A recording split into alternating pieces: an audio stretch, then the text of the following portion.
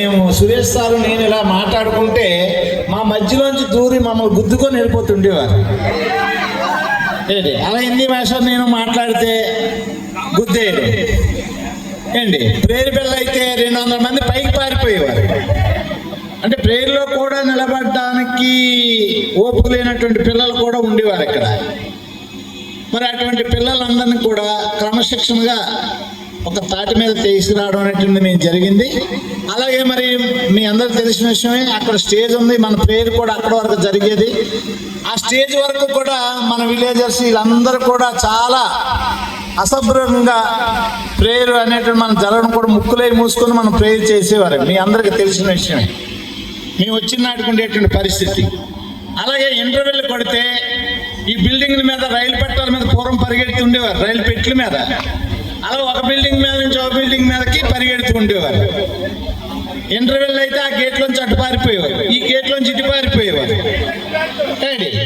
అప్పుడు హిందీ మాస్టారు నేను ఒక మాట అనుకుని, ఇలా అయితే ఇక్కడ మనం వచ్చిన బ్యాచ్ ఎవరు కూడా ఇక్కడ పని చేయలేము, అంచేత వాళ్ళు తిరిగితే తిట్టుకోనివ్వండి, ఏదైతే చేయనివ్వండి, వీళ్ళని ఒక పద్ధతిలో మనం చదువు అనేది ఎప్పుడైనా వస్తే ముందు డిసిప్లిన్ అనేది నేర్పాలి అని చెప్పి ఈ డిసిప్లిన్లో మిమ్మల్ని అందరినీ ఒక క్రమశిక్షణ తీసుకురావడానికి మాకు ఒక 3 నెలలు పట్టింది. హిందీ మాస్టర్ నేను ఒక పెద్ద కర్ర పట్టుకొని దొరికినట్టు కొట్టేవారు. మాకు బాగా మంచి ఫ్రెండ్స్ ఎవరంటే పీతాంబర్ రెడ్డి, కొబ్బరి బండాలు. వాళ్ళిద్దరు మాత్రం మా ఇద్దరికి మంచి ఫ్రెండ్స్, హిందీ మాస్టర్కి నాకు. ఏం చేద్దంటే వాళ్ళు ఎప్పుడు కూడా పారిపోతుండడమే. ఇంటర్వెల్ టైంకి ఇన్ టైంలో వచ్చేవారు కాదు, క్లాసులు జరిగిన క్లాసులో ఉండేవారు కాదు. అలాగే మరి అందరికీ కూడా మిమ్మల్ని అందరినీ కూడా ఒక మంచి పద్ధతిలో నడిపించాం. ఈ పాఠశాల మరి మేము వచ్చిన తర్వాత అంటే ఒక మాకు అనుగుణ్యంగా ఎలా అయితే ఉన్నారో మీరు కూడా మా నడవడి ద్వారా మీరు మారాలని చెప్పేసి మేము మార్పు చేయడం అనేది జరిగింది.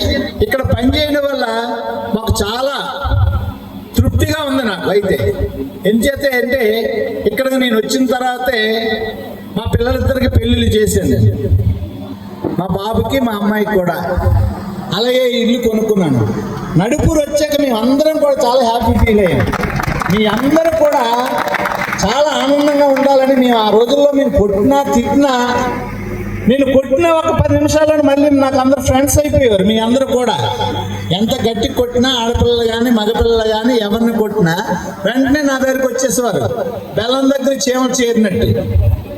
ఆ విధంగా ఈ స్కూల్ని ఒక తాటి మీద తీసుకొచ్చి మిమ్మల్ని అందరినీ ఒక క్రమశిక్షణలో మేము నడపడం అనేది జరిగింది.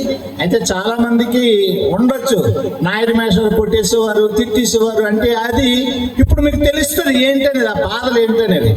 ఇప్పుడు కానీ తెలియదు మీకు, అప్పుడు తెలియలేదు. నాయుడు మేషాలు అదే చెప్తారు. అయితే నాకు చాలా విచిత్రం ఏంటంటే, ఒరే ఏరా నోట్స్ రాయలేదంటే, సార్ మీరు తిడుతున్నారు సార్ అని అనేవారు. ఏరా నోట్స్ రాయలేదంటే తిడుతున్నారు అనేవారు. ఏరా బడికి లేట్గా వచ్చారంటే, సార్ మీరు తిడుతున్నారు సార్. బడికి లేట్గా వచ్చారంటే తిట్టడమా ఏంటి. మరి నా సెక్షన్లో మరి శ్యామలా ఉండేది, కొలాయి శ్యామ. ఎప్పుడు ట్రైన్కి వచ్చేది కాదు, టైంకి స్కూల్కి వచ్చేది కాదు. ఏమనంటే సార్ కొలాయి పట్టుకోవాలండి అనేది ఎప్పుడు. అర్థమైందా? అలాగా ఒక్కొక్కరు అయినప్పుడు కూడా అందరూ కూడా చాలా చక్కగా మేము చెప్పినట్టు నడుచుకున్నారు. మీ అందరూ కూడా ఒక ఉన్నతమైనటువంటి స్థితిలో ఉన్నారని నేను అనుకుంటున్నాను చాలామంది. అంచేత ఆ తీపి గుర్తులన్నీ కూడా ఎప్పుడు ఉండాలి. ఎప్పుడు కూడా మేము ఈ స్థితిలో ఉన్నామంటే మా టీచర్లు మాకు చెప్పారు, మమ్మల్ని కూడా మా సార్లు కొట్టారు, వాళ్ళ చేత మేము కూడా దెబ్బలు తిన్నాం.